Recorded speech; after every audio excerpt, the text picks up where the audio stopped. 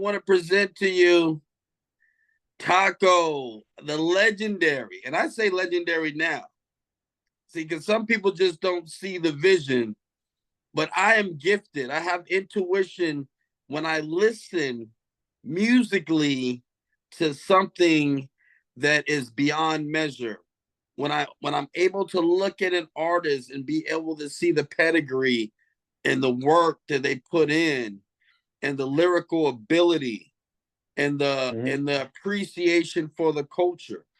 And I just want to say this before I say your name, because anyone that doesn't know who this is, they will know after this interview. I never forget several years ago, many years ago, actually, when I saw Nipsey Hussle for the first time. There was something about his grind. There was something about the way that he presented his material and the professionalism and the seriousness that he had and how in tune he was with his city, that I knew that he was going to be something special. And I get the same vibe from you.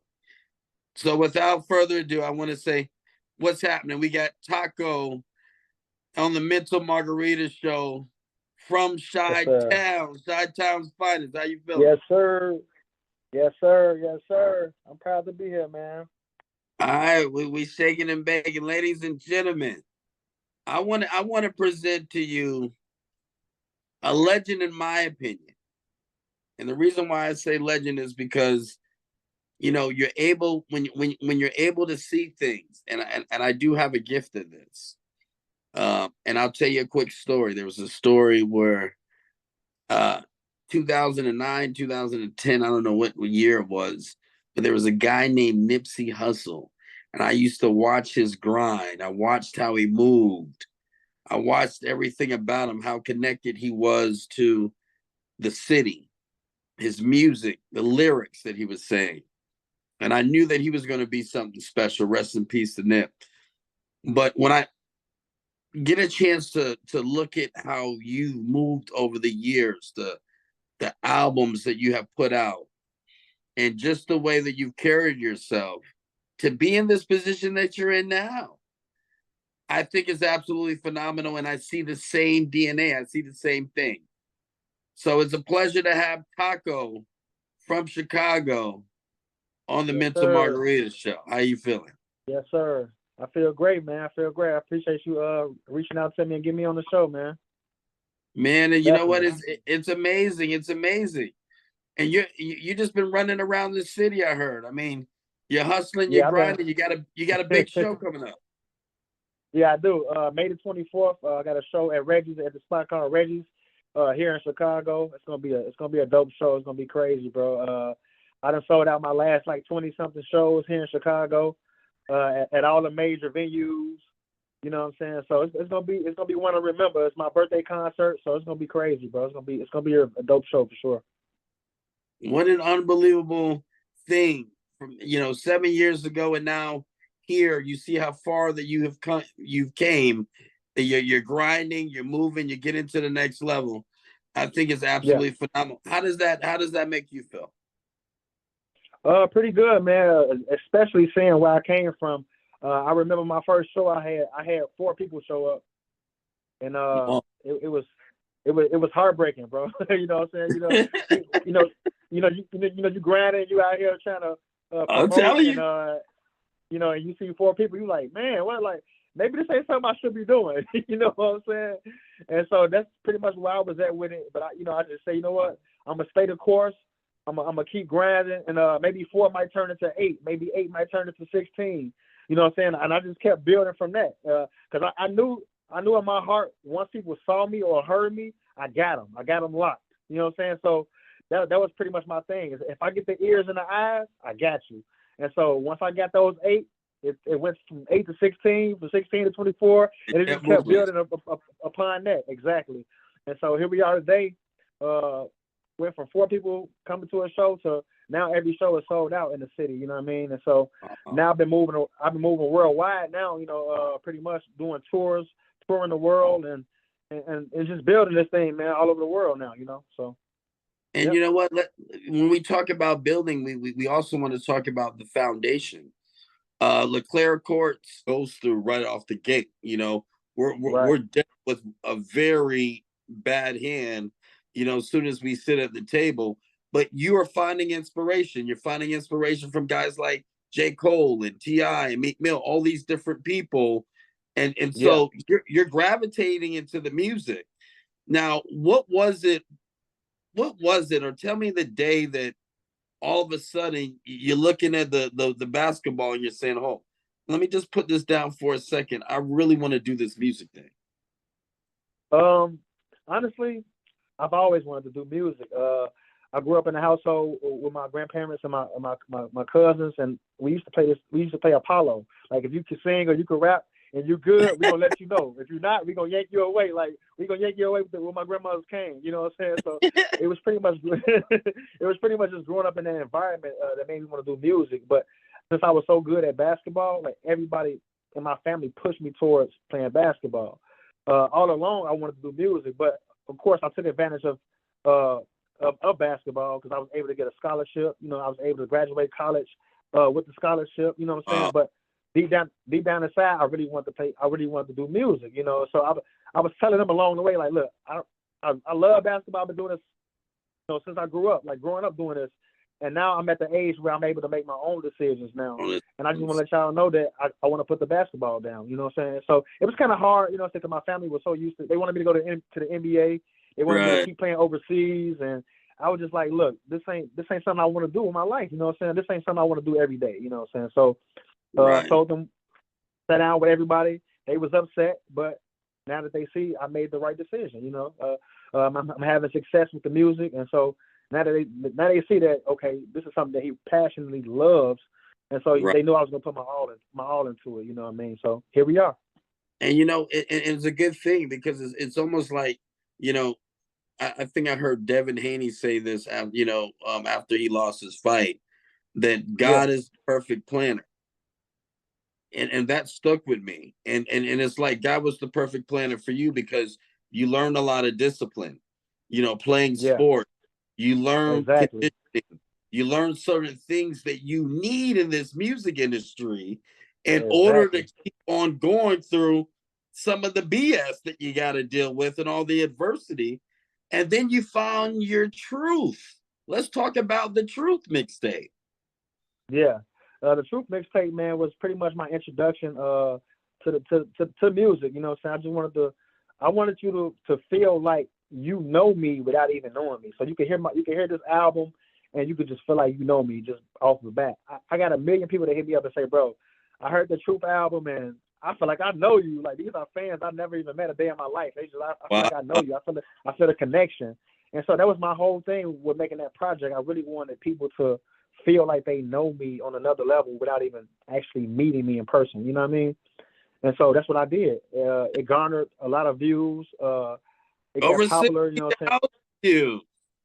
saying? Yeah, over Like 60,000 this views. guy's being And humble. look, he did his homework. I love this, man. I love this. Yeah, bro. It was very. It really caught me off guard because I didn't think it was going to be as big, but I know I had a big audience from playing basketball. And like I told you, all I needed was the ears and the eyes. So I feel like once they gave me that and they heard how good it was, they said, okay, yeah, we're going to stick around, you know. And so that's pretty much what it was. I just converted those same people over to the music side of things, and I had success And right did off they? the bat. Yes, guess what, guys? They did. And they did more than stick around because then you did the second mixtape, The Truth too. Yeah, The very the following year. And how the was following that year.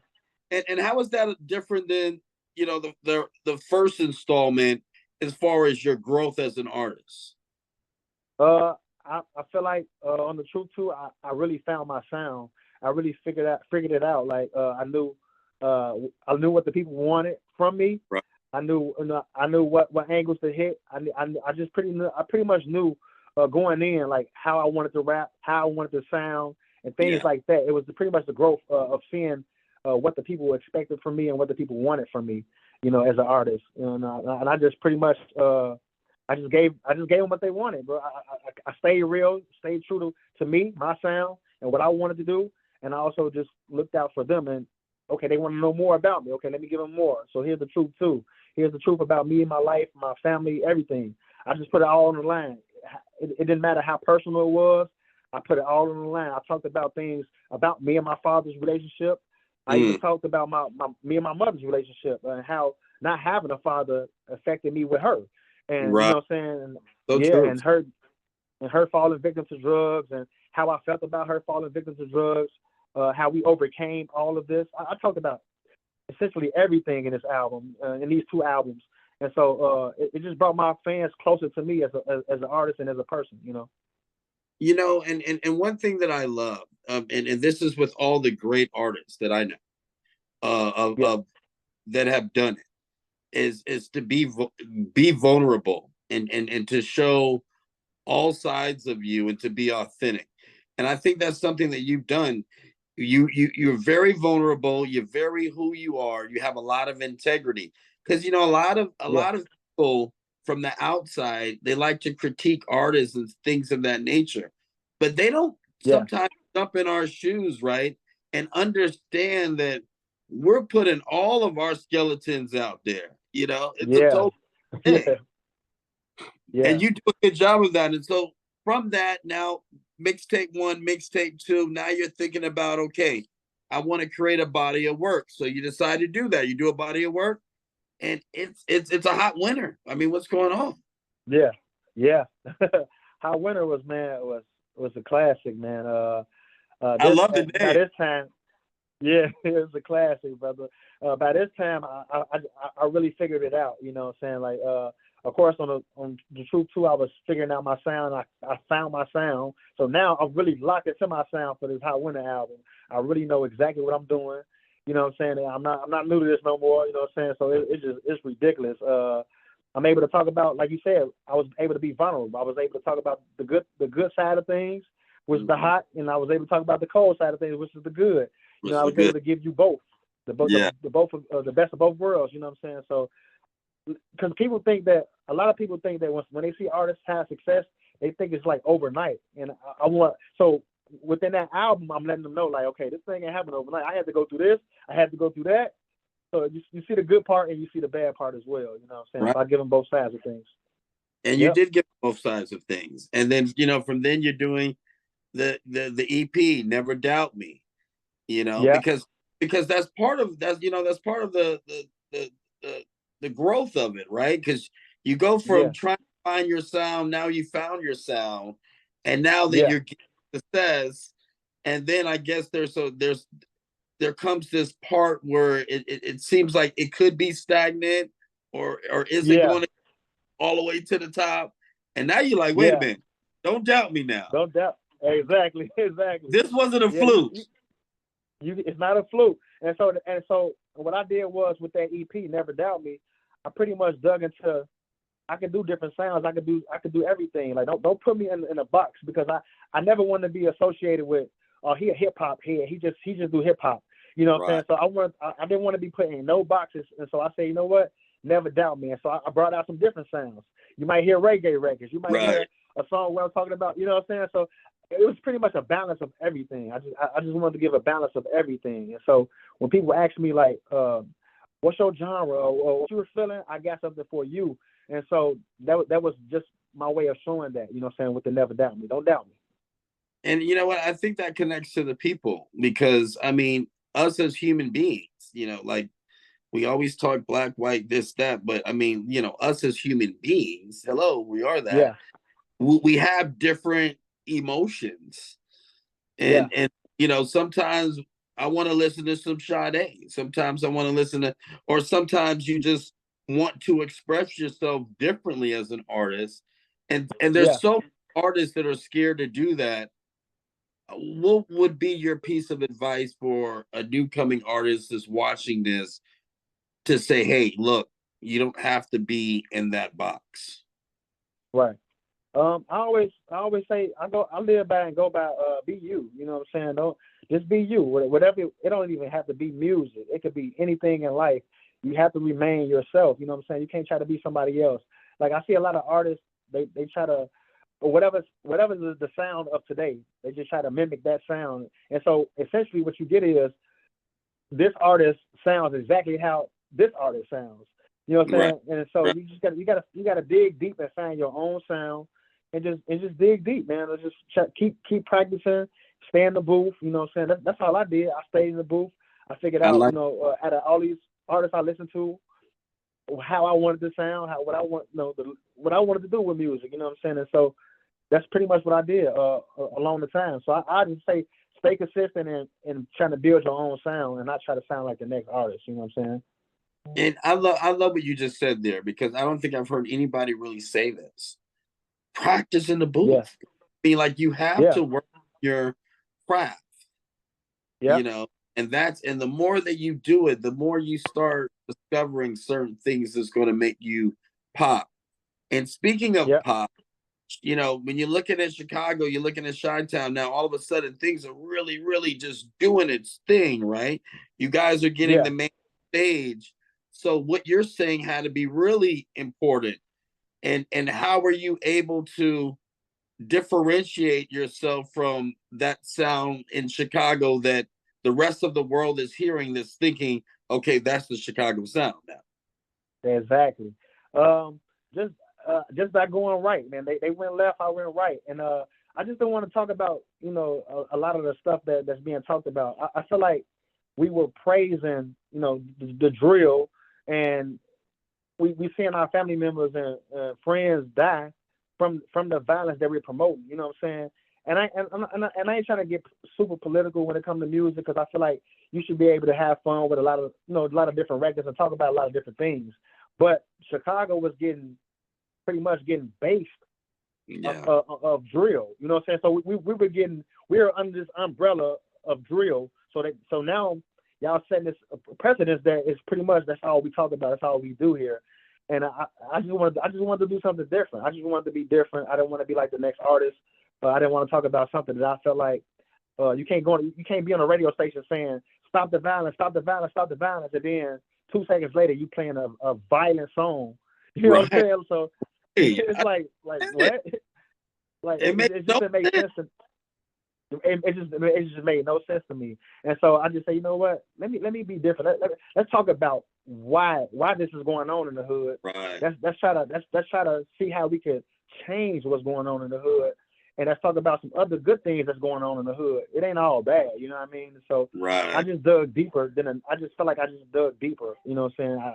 I didn't talk about what I was raised, you know what I'm saying, what I was raised seeing, you know what I'm saying, or you know what I'm saying, I just talked about what happened with me, you know what I'm saying, and how I was able to elevate from that, you know what I'm saying, and look at life in a different light, you know what I mean? So here we are. And you had legends in Chicago. I mean, like Common, and you know, of course, you wouldn't say Kanye, but you know, I was listening to Twista, you know, and Do or Die, you know, Yeah, and take back to the old school. So yes, it sir. was so good being introduced to your music.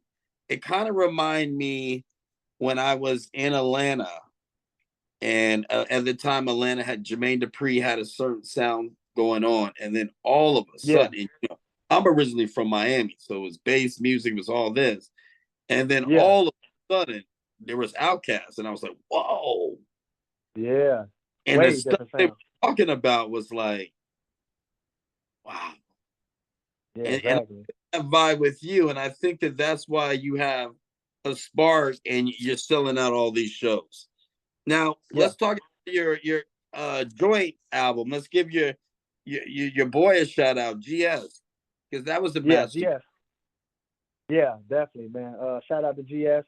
Um, we pretty much made that. We made that record. Or we made a few records. Of course, you heard on Truth One and Truth Two, and how it went together. And we grew up in the same neighborhood, Leclerc Courts, and we was the. I felt like we was the biggest doing it in the neighborhood. So it was only right. We came together and put together a project that just gave you the best of both worlds. He was the R&B side of things, and I was of course, the hip hop side of things. So we just wanted to try to imitate, some of the legends in the game, and give some of the best of both worlds from our hood, though. You know what I'm saying? So we called it a masterpiece. Yeah, and that's what it was. And through this, the music, you're still going. You know, you actually performed it in a place that I love. I love. Now I don't know if you know this, but many blue moons ago, Mm-hmm. I shot the unsigned hype with a native Chicago rapper named Q Billa. I don't know if you ever heard of Q Billa. But that sound familiar. Sound familiar. He had gotten the unsigned hype. This was many blue moons ago. But Yeah. one thing that I loved was that, he always talked about Chicago kind of in a light that you talked about it, and you just added this flair to it for Yeah. it to be relatable in today's times. Yeah. And that allowed you to do all these shows. But let's talk about how now, through that happening, you're at the House of Blues, brother. Yeah. Your So dream venue. my dream venue, man. I've always wanted to perform at the House of Blues, let alone headline. Honestly, I thought the first time for me performing in the House of Blues would probably be for me opening for somebody else.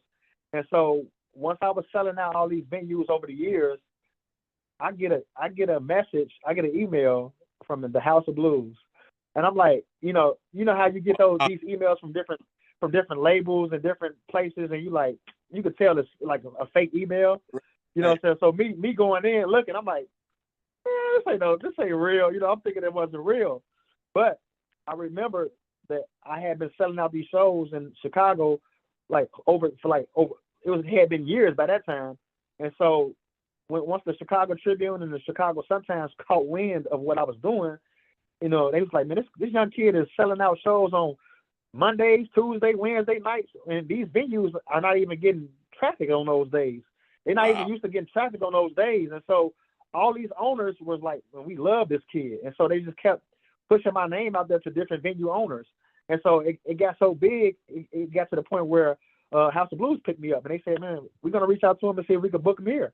And so once I read the email was I would never forget the day, because I had just, it's crazy because it's crazy how this happened, because I had just previously went to a Lupe Fiasco show. He sold it out, and I was there. I'm like, and I was just looking at the crowd like, oh my God, I have to feel this. I got to do this. I got to do this venue. And so I ended up getting the email literally like a few days later, and I just couldn't believe it. It was to the point where I felt like the email was fake. I'm like, and so I read it, and I eventually ended up calling the number that they told me to call, with the PIN number that they gave me to punch in once I called, and This guy picks up the phone. He's like, hello, what's going on? I'm like, oh yes, this is Christopher Tony. You know what I'm saying? You guys emailed me. I told him all the stuff. He was like, oh, Taco. I'm like, okay. I didn't even know he was gonna. He knew who I was. He's like, yeah, man, we went on your social media. It looks great. We wanted to reach out to you and see if you had any open dates for May. And I'm like, May. I'm like, oh my God, my birthday is in May. Like, you know what I'm saying? I was just like, oh my God, my birthday is in May. But the crazy part about it is it was only 1 month away. And I'm like, I'm trying to think, 1,300, 1,400 people. I don't know how I'm gonna be able to sell this boy out in a month. So I only had a month to sell out and promote this show. And I'm super worried, because I'm like, I gotta sell it out. Like, in order for them to remember me, I gotta sell it out.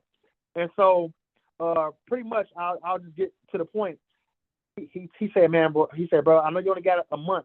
I know you want to do it in the month of May, because your birthday. And I told him all this, and he was just like, we're gonna make sure we get you to sell this show out. I said, okay, perfect. Let's lock it in. And so we locked it in.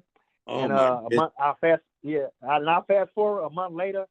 I remember going out in front of House of Blues and looking at the line. The line was literally wrapped around the building to the point where you had to wait on the bridge just to get in line. It was a fire hazard. They had to tell the people, you can't be on the bridge. Everybody can't be aligned across the bridge like this. Yes, there was that many people, bro, trying to get in. And the Chicago, I love the Chicago Tribune and Chicago sometimes, because they just kept talking about me, kept making it even bigger than what it was. And I'm just like, oh my God, thank y'all. Like, so I'm like, man, it's crazy. And so the line was super long. I ended up going back in the venue, and I came out. I remember coming on stage that night, and it was ridiculously packed. Like, it was sold out. The ticket guy came in the back. He said, Taco, I got some good news for you, and I got some bad news for you. He's like, which one you want first? I said, oh man, give me the bad news. He said, the bad news is there's people outside waiting, and they can't get in. because it's sold out, which is the good news. I said, oh, yes. He said people outside wait. They want to get in so bad they can't even get in. We're at capacity. We can't even let them in. It's a fire hazard. I said, wow. Right before I went on stage, I was like, wow, that was crazy. Oh my goodness. I remember going on stage, and I remember going on stage. I'm gonna send you the video after this too. I went on stage and I was literally in tears because I just couldn't believe it. It was so many people, and they was just chanting my name, Taco, Taco, Taco. What? So imagine 1,300 people on the floor, and that's not even including the people on the deck, on the balcony. So it's probably like 1,400 in attendance. And they just shout, Taco, Taco, Taco. And me coming from 4 people to that, I broke out in tears, bro. I couldn't even hold it in if I wanted to. I was on stage bawling, bro. And I'm on the mic like, man, I'm just sweat. I'm on the mic like, man, I'm just sweating, y'all. This just sweat, y'all. This just sweat. Hey, look, hold on. I might have to take a break right now.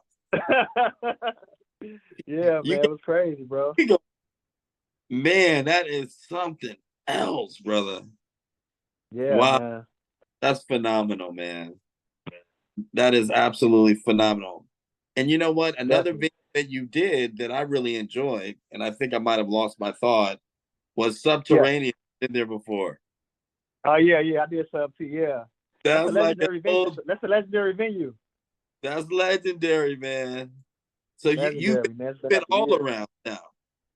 Yeah, all around. I done done you name a venue in Chicago, I probably done it. You know, all the way from Promontory to places like Beat Kitchen. You know, The Wire. You know, Reggie's.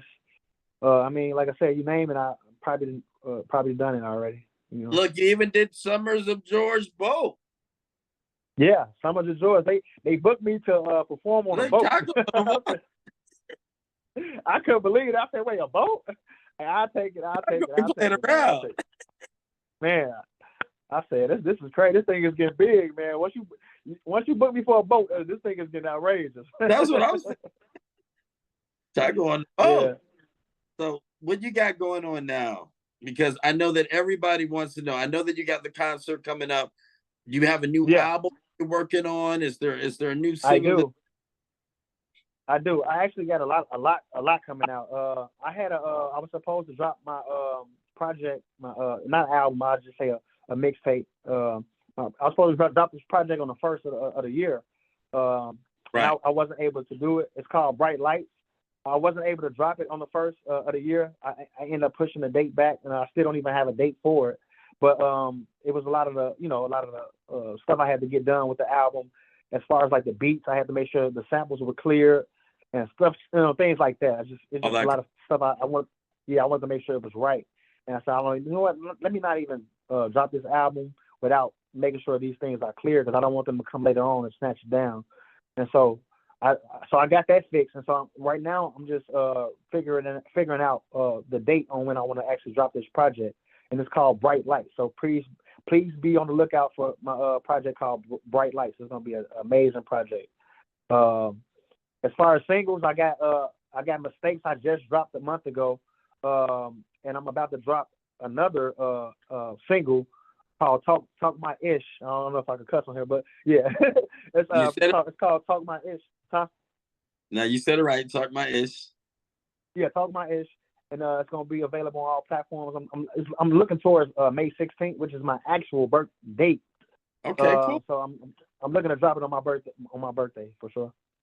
Man, I'm excited, man. We are all super excited. And yes, sir. He's got other singles out. He's got 50 Shades of Sex. He's got Who Knew. He's got While I'm Still Here. And while he's still here on this show, you guys make sure to check it out. And after you check it out, you make sure to give him his flowers. Taco, how did they get in contact with you? How did they get what? How did they get in contact with you? Oh, if you want to, I always say this. If you want to keep in contact with me, you want to add me on one of my social media platforms. You want to listen to some old music, some new music. You want some merch. You want a vinyl record. You want to look at any of my documentaries. Anything regarding me, You go to my website, which is tacomusicofficial.com. Again, that's tacomusicofficial.com, and you'll find everything on my website. Now, anybody in the area of Chicago, if they want to get tickets for the concert, where do they go? They just go on the website? Yeah, go on the website. The website, it'll have all my shows, my old dates, my new dates, anything you want. Like I said, anything regarding me. If you want to catch a show in any city, because I'm looking to touring, of course, at the end of the year. So I'll be worldwide then. So you just check the website, and you'll see, if you see your date and you see your city, your state, make sure you pull up. Make sure you pull up, and guess what? We got to collaborate, man, because we got to get you out in Vegas.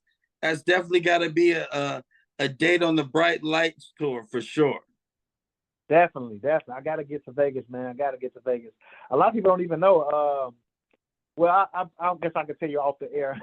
We can talk about that off the air. I don't know if I want people that deep into the business. You know what I'm saying? I know. I said I'm vulnerable, but yeah, I don't know if I want to tell y'all that. Yeah.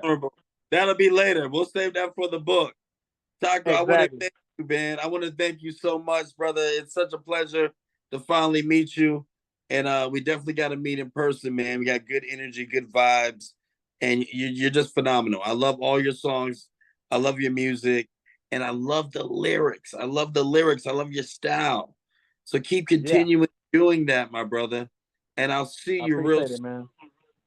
I appreciate you, man. And I just want to say thank you so much for having me on the show, and thank you for doing your homework, man. I've been in countless interviews where the interviewers don't know anything, you know, and I'm kind of segueing my way through the interview. And so I really appreciate you for taking your time and doing your homework and really digging deep into my career and my life. I really appreciate that, man. Hey, I appreciate you too as well, my brother. Let's shake the world.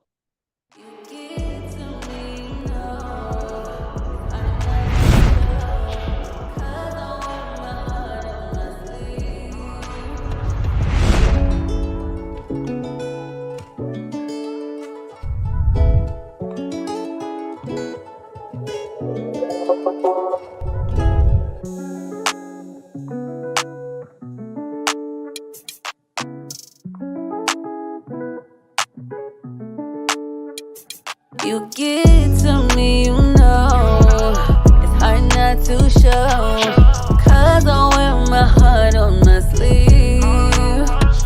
I love, sometimes I hate you, my emotions say too, 'cause I wear my heart on my sleeve. Look, we been through a lot, and shit, it's only been a minute. Like if I'm losing you, then how the fuck am I winning? With all the time we was spending, I got you all in your feelings, accusing me of these women. When I really just be chilling, that shit ain't cool. That shit I ain't even do. The crazy part about it, shit, I just wanna be with you. But you wanna play the fool, so I'ma lay the news. I don't wanna fuck with you no more, 'cause that attitude. One minute I'm mad at you, the next I be stroking you up. You be acting so tough, so I be choking you up. I got you busting, you would think we unloading a gun. While you soaking me up, I'ma open you up. You get to me, you know, it's hard not to show, 'cause I wear my heart on my sleeve. Me too. I love, sometimes I hate you, my emotions say too, 'cause I wear my heart on my sleeve.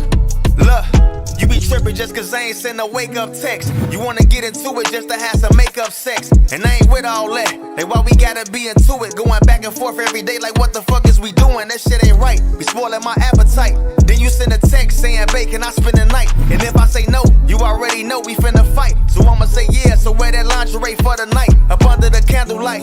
While I'm stroking you up, you be acting so tough, so I be choking you up. I got you busting, you would think we unloading a gun. While you soaking me up, I'ma open you up. You get to me, you know, it's hard not to show, 'cause I wear my heart on my sleeve. I love, sometimes I hate you, my emotions say too, 'cause I wear my heart on my sleeve.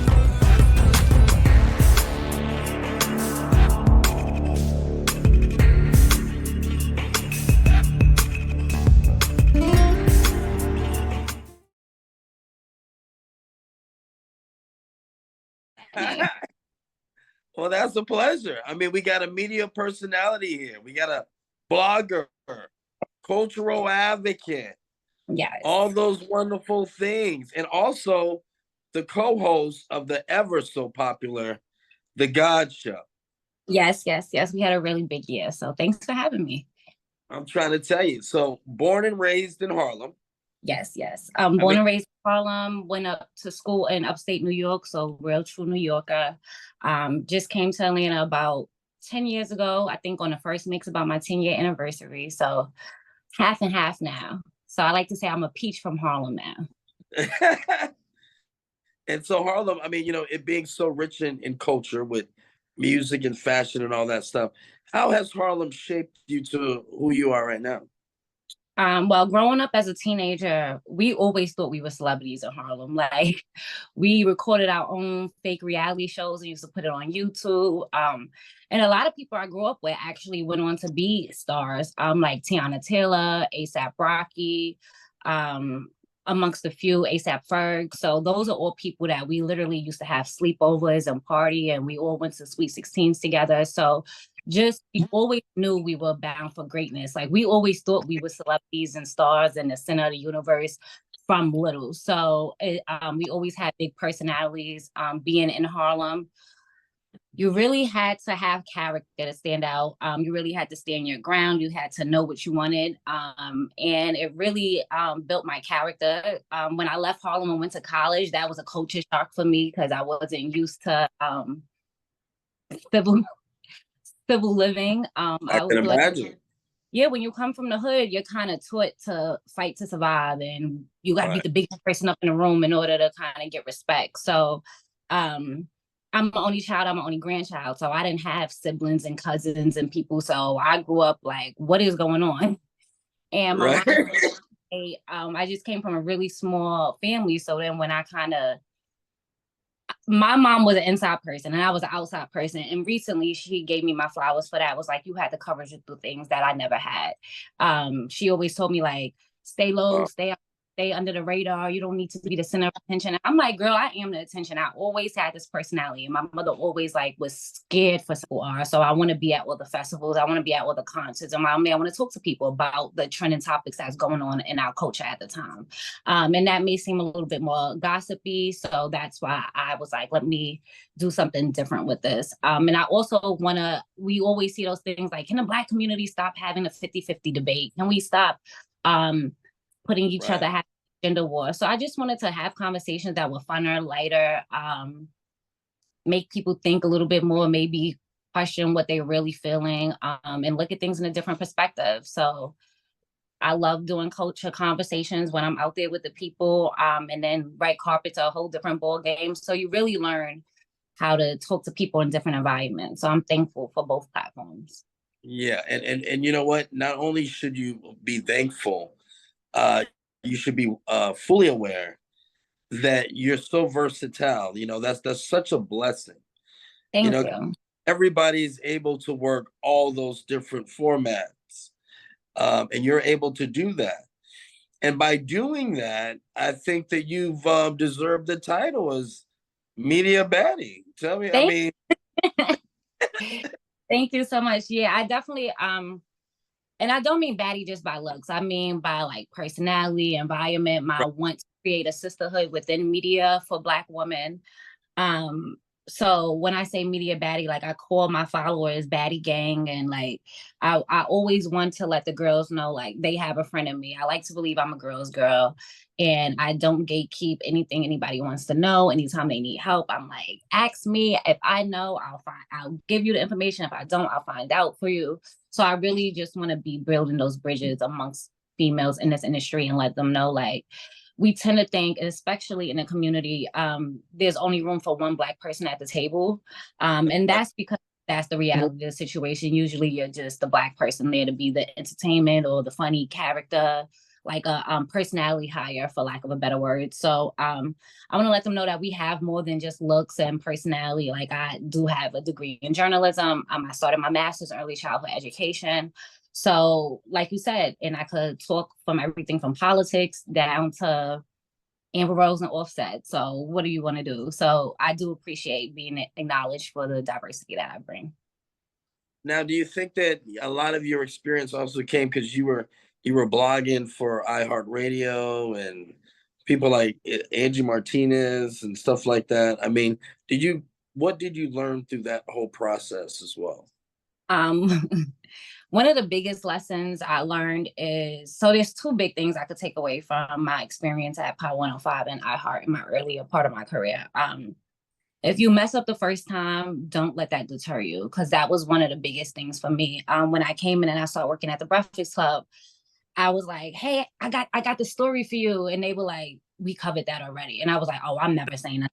And like that, like get me out there. And I shied away and I kind of tucked my tail and just built my bridges other places. I mean, I still was able to build a good relationship and stuff, but I just really wish I would have used that as motivation instead of like, Right. oh no, running the other way. And that's something I implemented in my life moving forward. I don't run away from things. I'll be like, oh, I did this wrong. Well, watch what I bring you next time. So just using mishaps as motivation. And then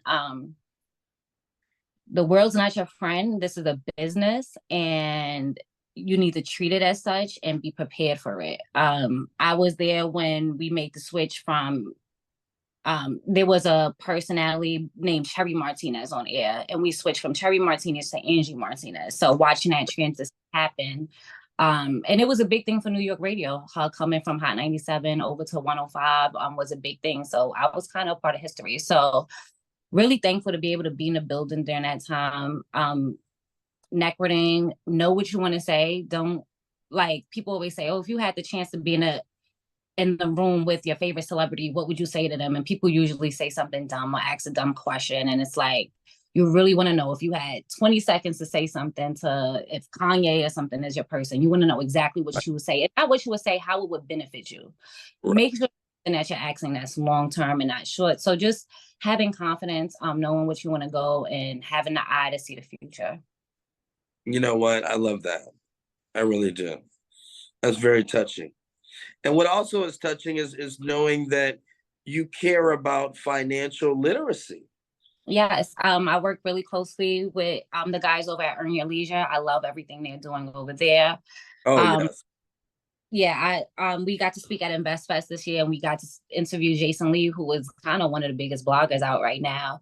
And I love his stance on standing for culture in the LGBT community, and always seeking to get the truth out there. So as far as financial literacy is concerned, that's something that I believe that everyone should have access to, no matter where they're located, what school they go to, what they look like. And I really think our curriculums in schools need to change to reflect the type of world that we're moving forward in. One of the most recent events that I went to of Earn Your Leisure, they were in the Bronx talking with, well, they're from Yonkers.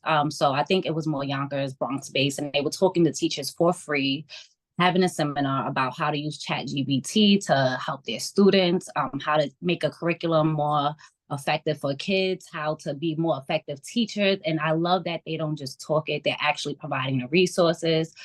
And my mom always told me as a kid that my credit score was my adult report card. So she always drilled down on me how important credit is to your adult life. So I really want to make sure that no matter what's going on. Pardon?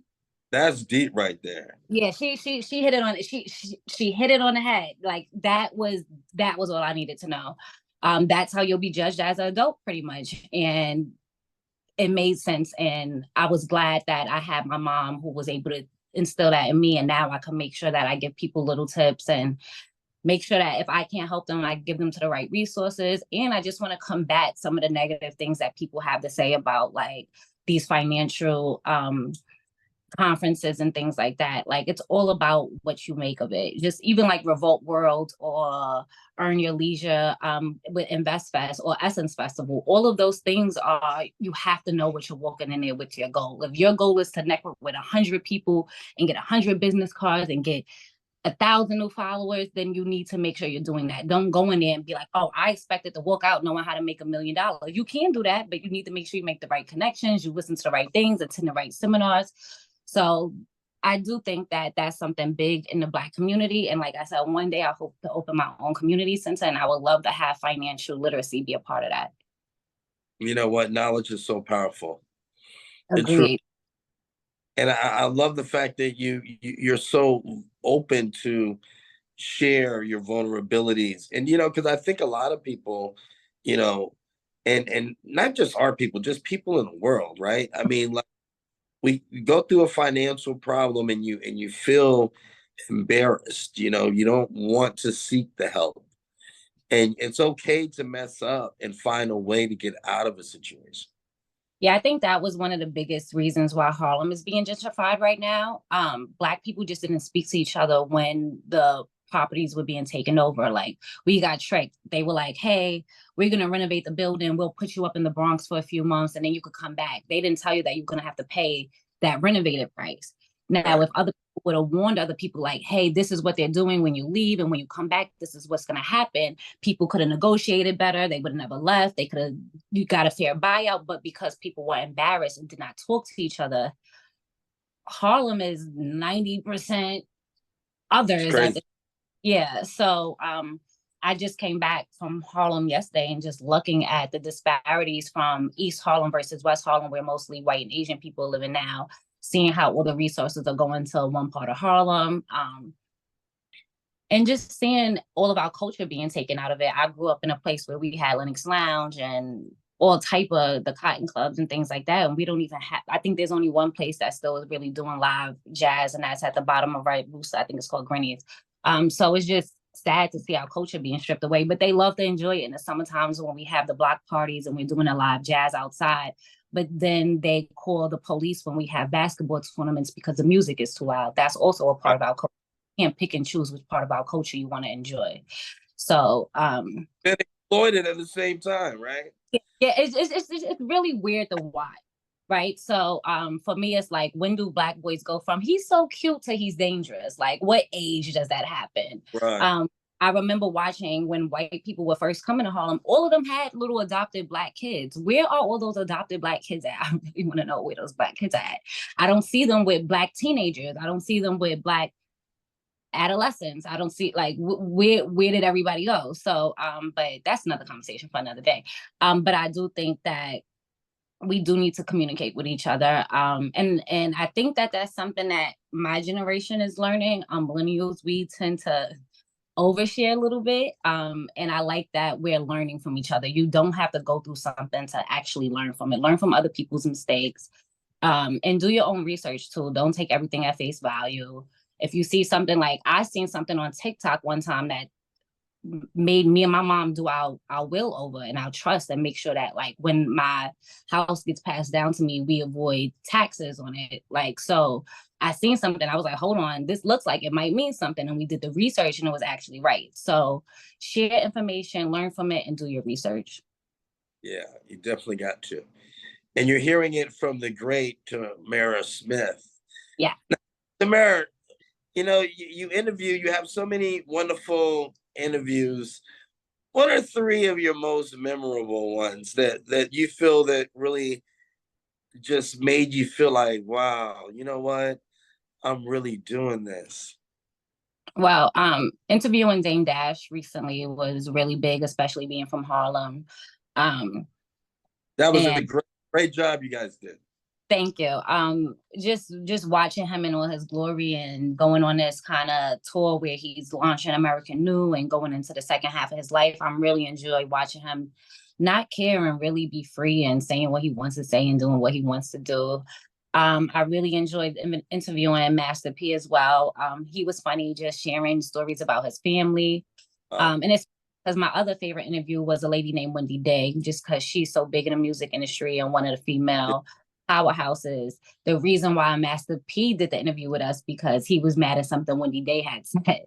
So it was funny to watch how he was like, oh no, I'm coming on there next. So just enjoying being in the presence of greatness, and always wanting, like, I definitely didn't imagine this as a child. So I'm not the smartest crayon in a box. I'm not the most well-spoken. I actually am dyslexic and have all type of speech impediments and slur all the time and mess up my words. Like, we keep a running list of words that I completely chopped in school all the time. And I remember growing up, one of my aunts saying like, "Oh, you don't pronunciate properly. Like you need to fix that." And that was one of the reasons why I didn't try to go onto radio after I did my internship. That was one of the reasons why I said, "Oh, I don't look good on camera. I don't sound good on camera. I'd rather just be behind the scenes." So, what's for you is for you, and God will bring it to you no matter what. I love that. Yeah, and I want to make sure that people know, like, no matter what obstacles you have, whether it be a learning disability or you can't pronunciate words properly, if you want to be a star, if you want to be in front of a camera, there's always going to be an audience for you. What you're going through, someone else is going through, and they relate to you. So just kind of always be true to who you are. That's true. That is so deep. And you know what?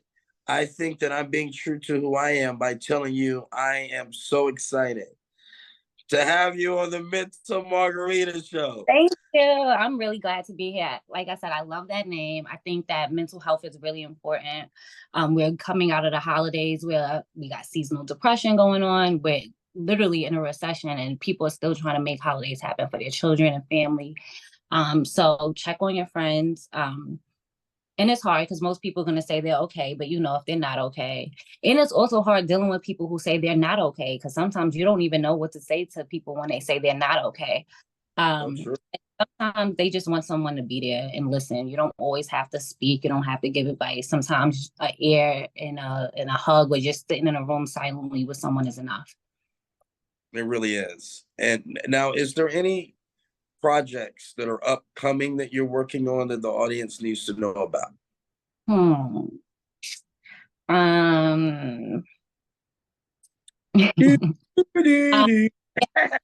Working on something. It's called Stay Out My DMs, dead ass. And I'm going to be teaching people etiquette on how to actually talk to people via social media.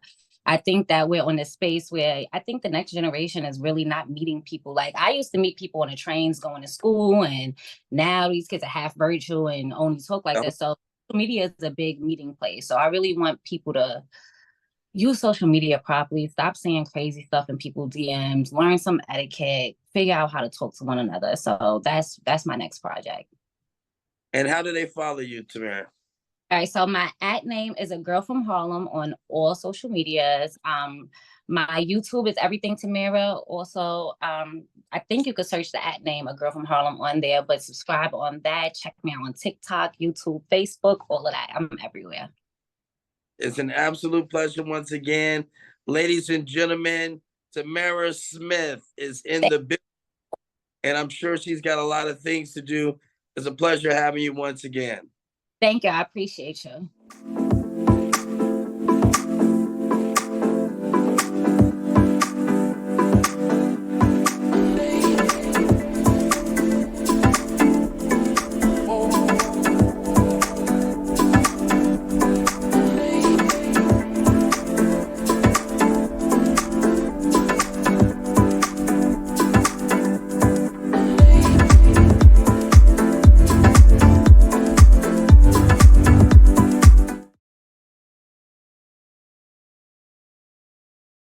Now we talking. Look at this.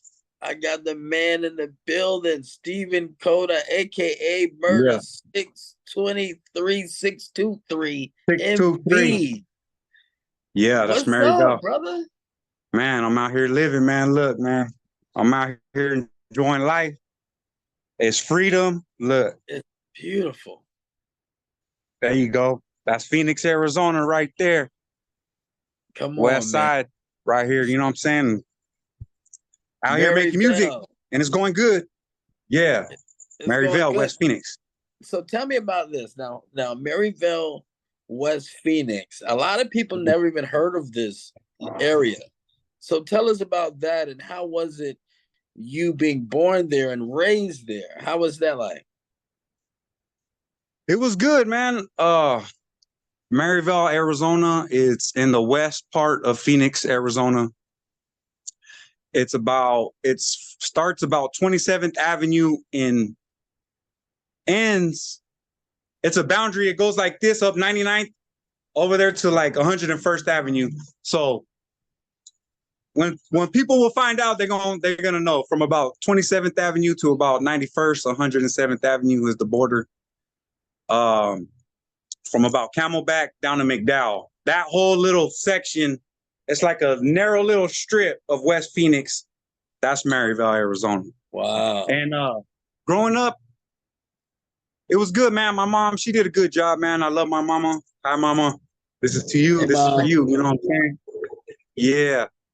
She did good, man. She did her best trying to raise a young man. You know what I mean? And you know, she kept me in sports, baseball from the time I was in T-ball, Pop Warner, you know what I mean, all the way up to high school, you know, and you know, just like any old teenager, you know, running the streets, hanging with the wrong crowd, you know, with the wrong crowd, experimenting marijuana, you know what I'm saying, smoking some weed with the homies, and you know, I was always a good kid, man. I was always good. I had good grades. I was always a smart kid, always an entrepreneur mind, you know what I'm saying? And so West Phoenix, it's a good town to live in, man. There's a lot of good people here. You know what I mean? It's a vibrant village. Maryville, Arizona. It's a vibrant village, man. We got a lot of music out here. There's a lot of artists out here that are blowing up right now. I want to give a shout out right now. Face Capone, my primo. He's doing it real big right now. Charisma, Westside Rando. Want to give a shout out, Young Fee, Deucey Straight Raw. Those are the guys that helped me get my foot in the door, you know what I mean? Gave me the resources that I needed. And like I told you before, I always had an entrepreneur mind. And when I went to prison, you know, sitting in that cell for so long, because I rapped, you know, back then. You know, I did some things with my cousins. They were called Maryville's Finest. We did some songs. We did some shows. We opened up for KRS-One one time. The teacher. And then, huh? That's the teacher right there. Yeah. You know, so we did a show for them. But we all kind of, you know, I just had my babies back then. They're all grown now. You know, we all went our own way. You know, it wasn't God's timing at the time. You know what I mean? I put music to the side. Right. So when I went to prison, I just put it in my mind, like, okay, you know, my kids are a little older, you know, they got their own life. By the time I get out, you know, they're gonna be young adults. You know, I love my kids right now. We're doing good. We're doing awesome now. You know what I mean? Like, we have a good relationship. I go pick them up, you know, like every weekend on their days off, we go spend some time, you know what I mean? So thank God for that, you know, because that's one thing that I prayed for, you know what I mean? Have a good relationship with my kids when I get out. Right. So thank God, you know, he made that possible, you know what I'm saying? So that's going good. So anyway, you know, they're all grown now. Now I got some time, and I didn't want to use my time the way I've been using it that led me to incarceration, you know what I'm saying? Right. So I just put it in my mind, like, when I get out this time, you know, I want to really do this, you know what I mean? I really want to focus on it, get my life in order, get off parole, probation, give me a job, get myself established, you know, get on my feet, you know what I'm saying? So I got all that in order, you know, and then I focused on the music. Like I said, shout out Face Capone. He got me in the studio. So he got me in the studio about 30 days after my release date. My release date was 8/14/22. That was my release date. That's a big day right there. Yeah, it was a blessed day, man. It was a blessed day. You know, yeah, that was a beautiful day. My family threw me a big party. I got a good, loving family behind my back. All my aunts, my mom, you know what I'm saying? All my cousins, you know what I'm saying? I love you guys. They threw me a big party when I got home, you know what I'm saying? And we had fun and we enjoyed it. You know what I mean? I was gone a long time. I did 6 on this last one, but I got my mind right on this one, you know what I'm saying? Yeah. But I can tell. Yeah, so you know, I was focused, dog. I'm so focused right now. Look, we got one time right there. Got one time with peeping me right now, G. That's okay. But I ain't doing nothing now. I'm legit now. I'm rapping, you know what I'm saying? I got me a job, a CDL, you know what I'm saying? So yeah. And hold on, everything's going, man. I'm focused. You graduated from Arizona Automotive Institute. You got certified CDL Class A. graduated Phoenix Truck Driving Institute. Yes, sir. So you got you got things in order. Yeah, like I told you, I've always had an entrepreneur mind, but one of my charges that led to my incarceration was, illegal control of an enterprise. Some marijuana charges and the whole nine. I wouldn't say the whole 9 yards, but just wasn't The in whole my right mind. the whole 4.5. Let's just Hustling. say. Yeah, yeah. So I was tired of letting my kids down, letting myself down, you know what I mean? Because I knew what I was capable of, you know what I'm saying, when everything was going good, but I was using my mind in the wrong direction, you know what I'm saying? Right. So the time away, just nothing but reevaluating. Get this drink real quick. Reevaluating and getting my mind right, you know what I mean? All the books and everything, and just telling myself, you know what I mean? I need to fulfill who I seen back then, you know what I mean? And you know what? You did a good job of that, because then you start performing you're doing lowrider events monthly. Tell me about the Stop the Violence That's what campaign. I'm into. Yeah, we did a Mean Face Capone. We did a Stop Hands Up, Guns Down show, you know what I mean, with other local artists. A couple came in from, I think, Cali and Tucson. Actually, I think one came in from Vegas too. Yeah, that's where you're at, right? You're out there in Vegas? Vegas, baby. Yeah, hey, Vegas is calling me. Go Raiders, baby. I'm a Raiders fan. Let's go. Yeah, hey, I'm a Raider. I've been a Raider fan since Bo Jackson. I've been a Raider fan since Howie Long. Yes. Well, we get the feel of where we're at then, you know what I'm saying? We ain't old, we're better, you know what I mean? That's what I always say. That's what I always say. So, but yeah, like what was I saying right now? So you were doing the Stop the Violence campaign. Yeah. And yeah, we did that show, just to bring awareness. And these other lowrider little events that I've been doing, they all, some type of charity behind it, you know what I mean? Like or someone passed away, to help benefit someone that needs it, So it's not me neither, I'm invited. So I love to do things like that as well, you know what I'm saying? Like any little dollar I could bring toward the whatever situation or charity it is, that's what it's all about too, that's what life's all about. It's true. So it really is. Mm-hmm. And so and now let's talk about the 11 singles released, 4 features. I mean, you're on a roll, man. What's going on with that? Yeah.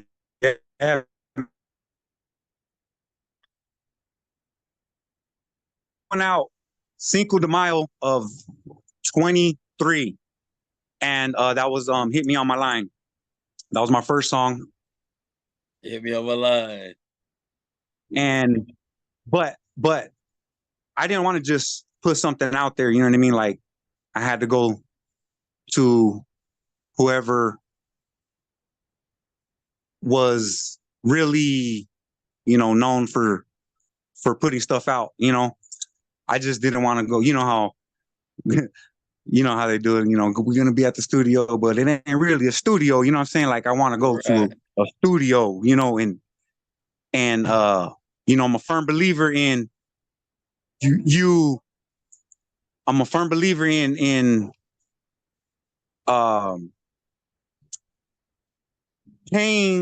getting what you're paid for, you know what I'm saying? Right. So 1 second, Theo, I'm on an important call. So I'm a firm believer. I'm sorry about that. I'm a firm believer in you get what you pay for. You got to pay your way. That's why I wanted to get my situation in order first, because I never like to half step something, you know what I'm saying? Right. Because if you're gonna do something, you got to do it to the fullest. That's one thing from this book that I read called The Four Agreements. Always try your best. Always make your word impeccable. Impeccable with your Never, word. never take anything personal. Yes. And the last one, never take anything personal. Shoot, I always had it, and now I can't even remember that. The Four Agreements. That's that book right Always there. impeccable with your word. Never take anything personal. What was the other one you said? Make your Oh, word God. impeccable. Never take anything personal. Always try your best. Always try your best. And There's another one too. I forgot it. wait. It's always try your best. Make your word impeccable. Oh man, now I can't even think of it. Yeah. It's gonna come. Anyway, yeah, that book right there, though. I read that book when I was sitting in the hole. Either. What was that? Never make assumptions either. Never make assumptions. Yes, that's the biggest one for me. That's helping me right now. You know what I mean? And that one, and never take anything personal. Right. That's tough when you're starting to build something, and that's in people's eye. You know what I mean? And that's actually, it's been on my mind a lot, but I just stick to what I've read, you know what I mean? And it's helping me a lot. So, and you know what, Murder, if I can just interject, mm-hmm. You got to be around the right people, man, that want to do stuff in life. You know what I mean? Yeah. That's so important.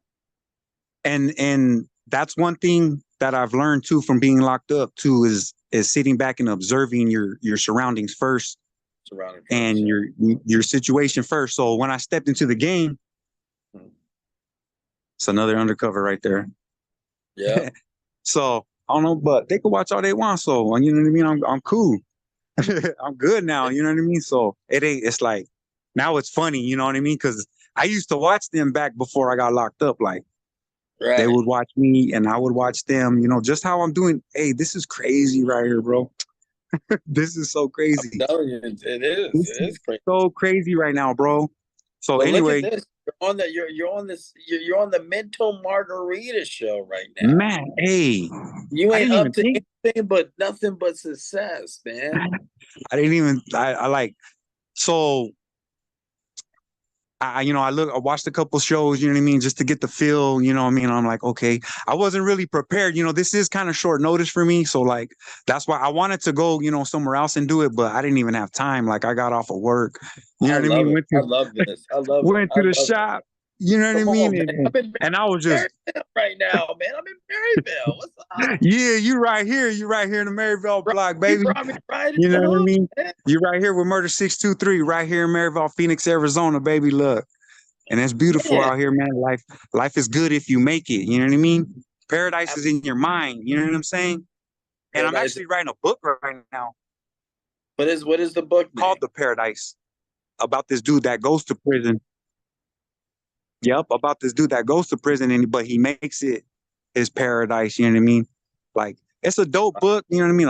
It's a lot of action. It's action packed, and it's a good story behind it. He comes out for his family and this and that. Does some time, and you gotta just, no matter what situation or surrounding, you gotta make the best of it. You know what I mean? That's what I've learned. That's what I've been through, and that's what I've been. Like, people think it's all good, but it really is not all good. You know what I mean? It ain't. Like, it's not even like, yeah, they see me, putting music out and doing shows and this and that. Yeah, it's because I'm pushing myself to do it because, just like you said, surrounding yourself with the right people. You know what I mean? There's some people that I just seen that weren't for the vibe, and I'm quick. You got to cut. It's like cancer. You got to hit it at the head before it grows. You know what I'm saying? So hit it, nip it in the bud. People are gonna get mad. They're gonna get hurt. They're gonna get what? It's just it wasn't right. So you got to do what's best for you. your life. Exactly. You got to do what's best for And yourself. You know what I mean? in your kids' life. So, at the end of the day, Yeah. They've been about your through a kids' lot. life. We've all been through a lot. So it's just, and it hurt. So, that's like the fuel to my fire. You know what I mean? So, And I can probably make a guess that this new album, A Maryville Tale, which I love the name, inspired by the Bronx Tale. Yep. Uh, Love that um, movie. I just have a feeling that this album is going to talk about all the things that you've gone through, that you've overcome, all Yeah. the adversity that you face, and Yep. you think triumphant. And it's still a long road though, and it's still an Right. everyday battle, Every day. because there's been a few close calls where I could have been like, boom, right back if, just, I wasn't even doing nothing wrong. Just, it just wasn't, it wouldn't have looked right. You know what I'm saying? Right. If, them lights would have lit up, you know what I mean? So it's, you just gotta, maneuver. You got to pivot. Careful, be safe, try not to, just maturity and grow. I don't like to even go out no more to clubs or whatever. If I go do a show or something, then it's for my music or something of that nature, like I'd rather just be with my kids chilling, you know what I mean? Or with the fam, yeah, that's because that's who was there, you know what I mean, when I was down, you know what I mean, my mama, you know what I mean. Not only that, look, Murder 623. You've been there, you've done that. Tell me about that. Been there, done that. Gotta keep a strap. I was in the pen. I did my time, man. And max. I did it, man. And max 5 yard. That's where it clicked. That's where it slammed clicked. down 23 hours a day. Wow. Food brought to you, phone brought to you, mail brought to you, puffed up everywhere you go. Yeah. You go to the medical, puffed up, 2 cops behind you for years, month after month, day after day. I got stuck up there for 4 years. Wow. I was supposed to do a year up there in SMU 2. I was supposed to do 1 year. My CO3 was like, yeah, you're gonna do a year at SMU 2, 5 yard. Man, they forgot about me up there. I got stuck 4 years in that. Just lost. Just stuck in the cell. You know what I'm saying? Huh? They just forgot about you? Just forgot. Just forgot. Like, oh, he's getting out in 2 years. Oh shit. Send him back to the yard. 4 yard. Reclassify him.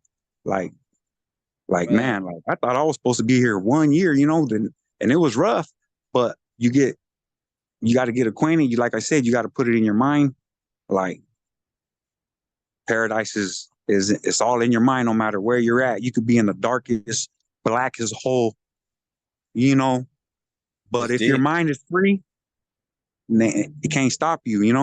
Your mind, know the story. You know the story of Mandela.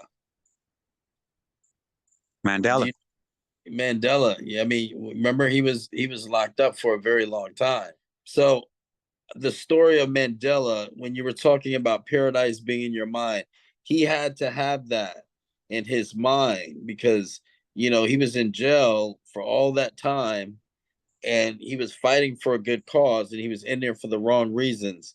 Now, regardless of what the reasons you were in there for, it shows character about you that you were able to persevere through this. What is that process like to go through all that you went through?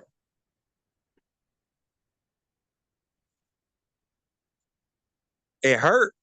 You know what I mean? It was just full of pain and suffering and hurt, and you got to use it instead of, letting it take you on a spiral toward negativity. Instead of, you got to use it to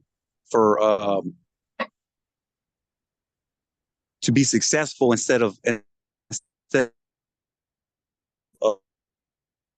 driving you, toward negativity. So I just, you just got to put it in your head. Like, you got to change, you got to want better. You got to. So, and it was a long process. It was a long process. I know it was, my brother. I'm just so happy that you're. And it was hard, a lot of nights. Yeah. A lot of nights. Go ahead. Some nights you might want to give up. Some nights you're really fighting.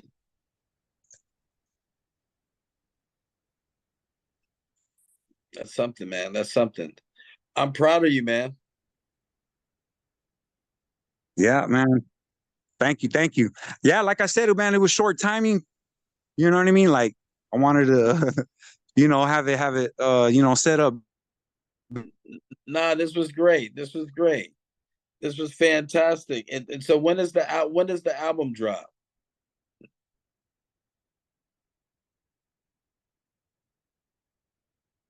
Murder. Murder, can you hear? You're breaking up. Set up because this lighting is like terrible right here. Enjoying keeps cutting out. Yeah, hold on. Yeah, like I was saying. When is the album drop, Murder? Hold on. Give me 1 second. Let me turn this light on real quick. That way. Okay.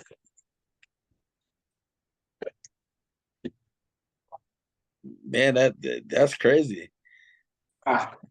It got dark pretty fast, huh? Man, it just dropped. I was like, oh man, I was gonna go have this all set up, but That's all right. But I wanted to give it, a raw feeling, I love it. Here, like, we're gonna edit it. It's gonna look great. Yeah.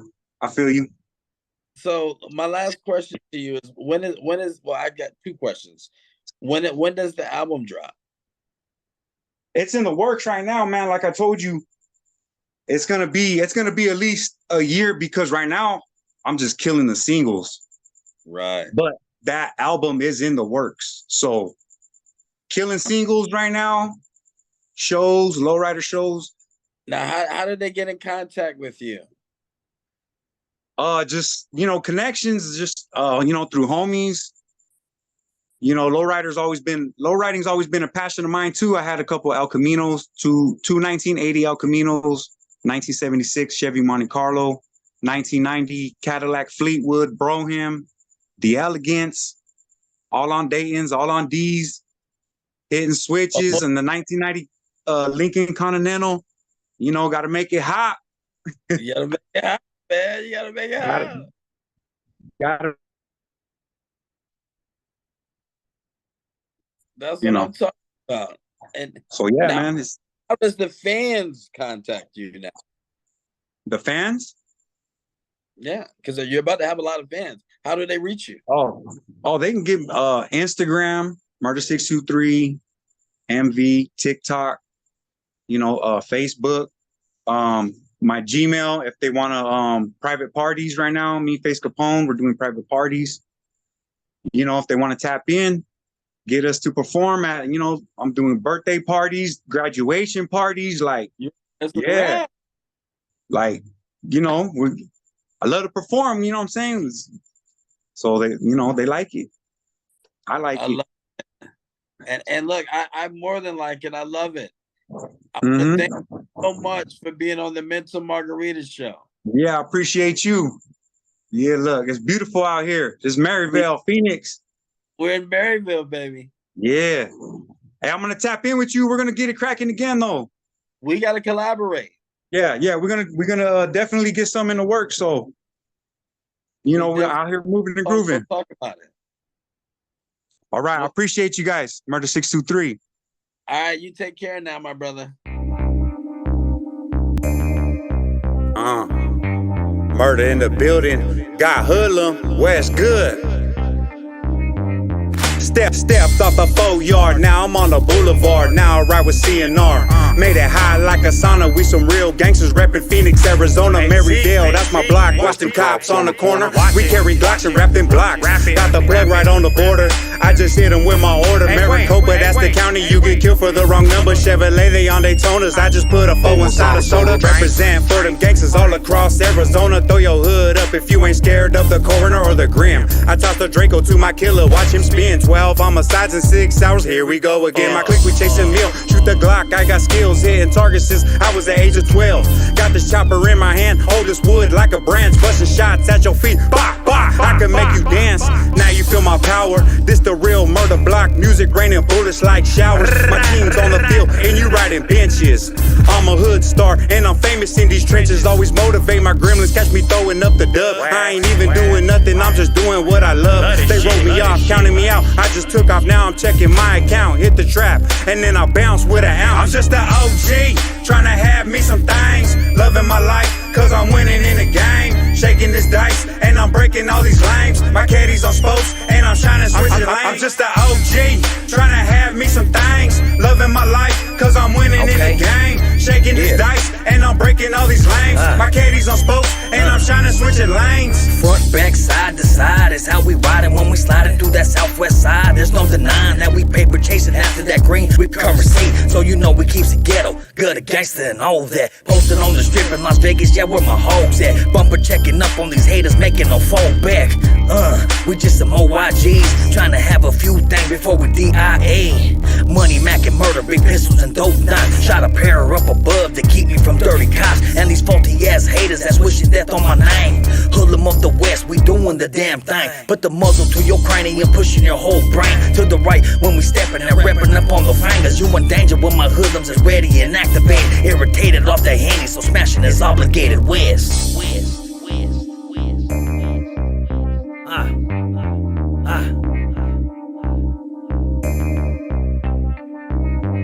I'm just an OG, trying to have me some things. Loving my life, cause I'm winning in the game. Shaking this dice, and I'm breaking all these lanes. My caddies on spokes, and I'm shining switching lanes. I'm just an OG, trying to have me some things. Loving my life, cause I'm winning in the game. Shaking this dice, and I'm breaking all these lanes. My caddies on spokes, and I'm shining switching lanes.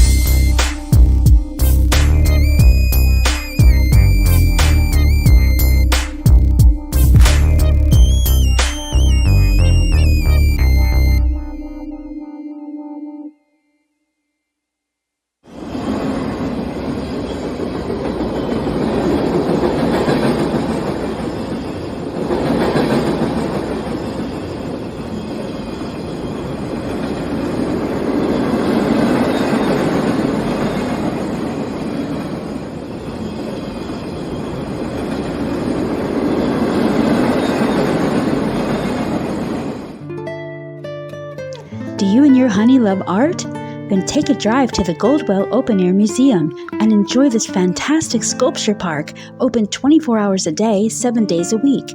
Experience Nevada's best kept secret and mark your calendars for October 18th through the 20th as we celebrate Goldwell's 40th anniversary.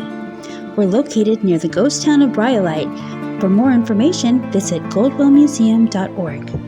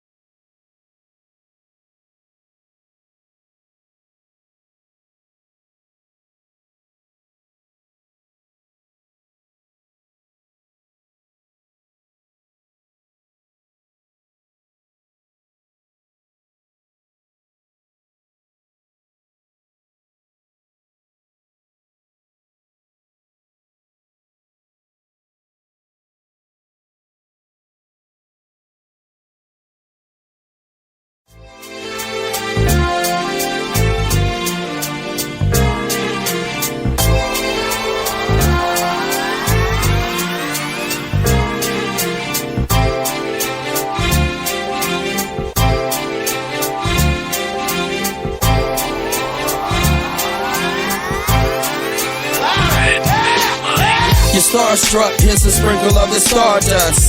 Hold your champagne glass and your cigars up. See the guys with mob ties drive the cars up. Bright lights, most nights they buy the bars up. Candy coated Chevy cars on the highway. It's Frankie baby, it's on and this is my way. Dean Martin at the Sands this Friday. With Sammy Davis, here's a little hint where I stay.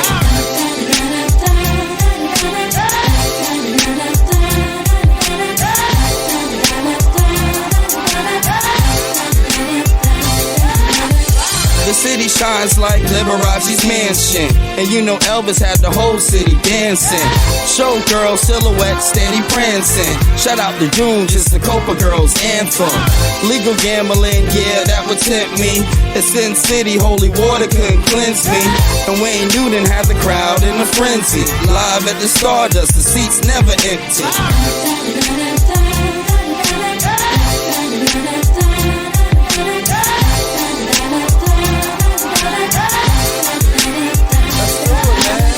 Now if you having a good time in Las Vegas, at a count of 3, I want to hear you scream, Viva Las Vegas. Ready? 1, 2, 3. Viva Las Vegas! And Main Street was the official local beer stop.